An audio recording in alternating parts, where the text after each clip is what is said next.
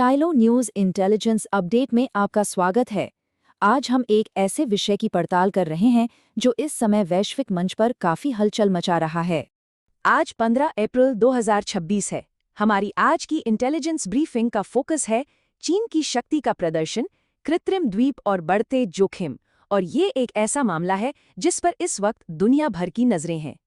ये सुबह का अपडेट प्रस्तुत किया है प्रोवेव एआई ने, जो स्टाइलो इंटेलऑप्स और स्टाइलो न्यूज़ के डेवलपर्स हैं। तो आज की हमारी ब्रीफिंग इंडो पैसिफिक क्षेत्र में बढ़ते तनाव पर केंद्रित है। एक ऐसा इलाका जो वैश्विक राजनीति और अर्थव्यवस्था के लिए, आप जानते हैं, बेहद महत्वपूर्ण है। हम पिछले 2 हफ्तों में हुई सैन्य और राजनीतिक गतिविधियों के पैटर्न को समझेंगे ताकि ये अंदाजा लगाया जा सके कि आगे क्या हो सकता है। हमारा जो विश्लेषण है वो ताइवान स्ट्रेट से लेकर दक्षिण चीन सागर तक फैले एक बहुत बड़े भौगोलिक क्षेत्र पर केंद्रित होगा। असल में यही वो मंच है जहां हाल की सबसे अहम गतिविधियां देखने को मिली हैं। चलिए अब सीधे इस क्षेत्र के सबसे ज्वलंत मुद्दे पर आते हैं, यानी ताइवान की स्थिति और हमारा प्राथमिक खुफिया आकलन इस पर क्या कहता है। और यहाँ वो सबसे बड़ा सवाल खड़ा होता है जो इस समय खुफिया समुदायों और क्षेत्रीय शक्तियों, शायद हर किसी के दिमाग में है। क्या चीन ताइवान पर एक पूर्ण पैमाने पर हमला करने जा रहा है? हाल के खुफिया विश्लेषण का जो सबसे बड़ा निष्कर्ष है वो ये है कि निकट भविष्य में इस तरह की किसी बड़े हमले की संभावना नहीं है। लेकिन इसके साथ ही ये समझना भी बेहद जरूरी है कि तीव्र दबाव और जबरदस्ती वाली कार्रवाइयों का जोखिम काफी बढ़ गया है। मतलब भले ही एक पूर्ण युद्ध की संभावना कम हो, लेकिन छोटे-मोटे संघर्ष या तनावपूर्ण घटनाओं का खतरा बना हुआ है। देखिए, ये आकलन कई ठोस संकेतकों पर आधारित है। पहला, हम पीएलए की लगातार हवाई और नौसैनिक गतिविधियां देख रहे हैं, जिसे ग्रे जोन दबाव कहा जाता है। ये ऐसी कार्रवाइयां होती हैं जो युद्ध की सीमा से ठीक नीचे रहती हैं, लेकिन विरोधी पर लगातार मनोवैज्ञानिक दबाव बनाती हैं। दूसरा, पीएलए परमाणु प्रतिक्रिया अभ्यास कर रहा है, जो एक रणनीतिक संकेत है। लेकिन इसके ठीक उलट आक्रमण के जो साफ संकेतक होते हैं, जैसे कि जमीन पर सैनिकों का बड़ा जमावड़ा या रसद में भारी वृद्धि, वो फिलहाल नहीं दिख रहे।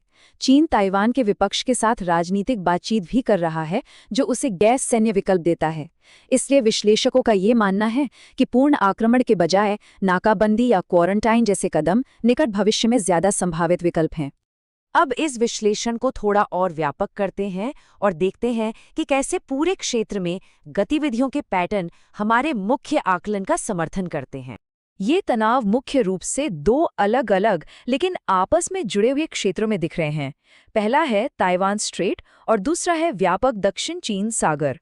दोनों ही जगहों पर सैन्य और राजनीतिक घर्षण बढ़ा है। अगर दक्षिण चीन सागर की बात करें तो चीन ने एंटीलोप रीफ पर बड़े पैमाने पर बेस निर्माण फिर से शुरू कर दिया है।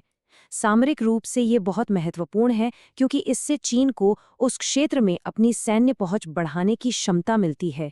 इसके अलावा पनडुब्बी क्षमताओं को बेहतर बनाने के लिए समुद्र के नीचे व्यापक मैपिंग की जा रही है। फिलीपींस के दावे वाले क्षेत्र के पास चीन की नौसैनिक और तटरक्षक उपस्थिति भी बढ़ी है। इसके जवाब में फिलीपींस गश्त बढ़ाकर और समुद्री विशेषताओं के नाम बदलकर अपनी संप्रभुता का दावा कर रहा है, जो एक प्रतीकात्मक लेकिन महत्वपूर्ण कदम है।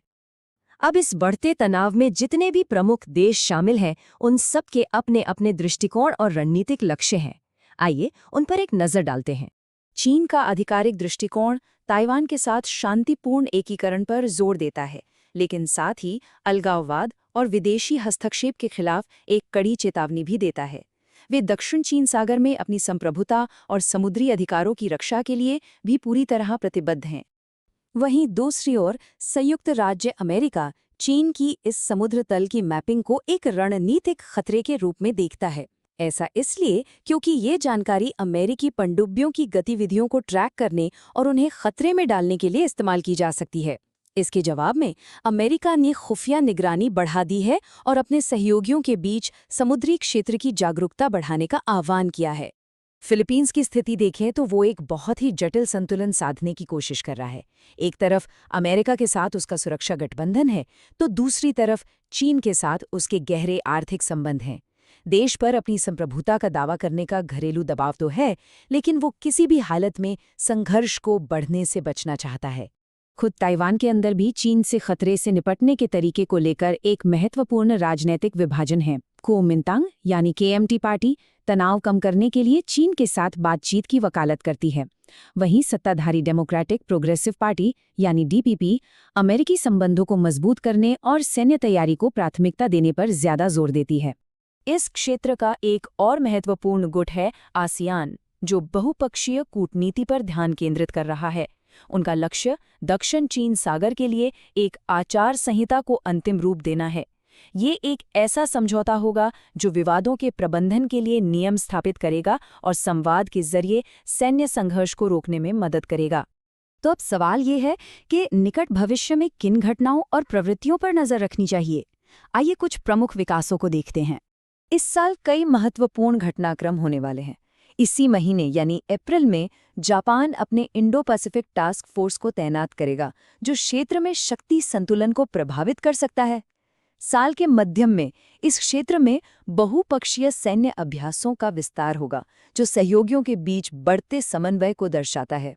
दक्षिण चीन सागर आचार संहिता पर बातचीत जारी रहेगी, जिसकी सफलता या विफलता तनाव को कम या ज्यादा कर सकती है। चीन और फिलीपींस के बीच ऊर्जा अन्वेषण पर भी बातचीत चल रही है। और हाँ, पूरे साल चीनी सैन्य एआई क्षमताओं में होने वाली प्रगति पर भी नजर रखनी होगी, क्योंकि ये भविष्य के संघर्षों की प्रकृति को बदल सकती है। ये सब हमें एक निर्णायक सवाल पर लाता है।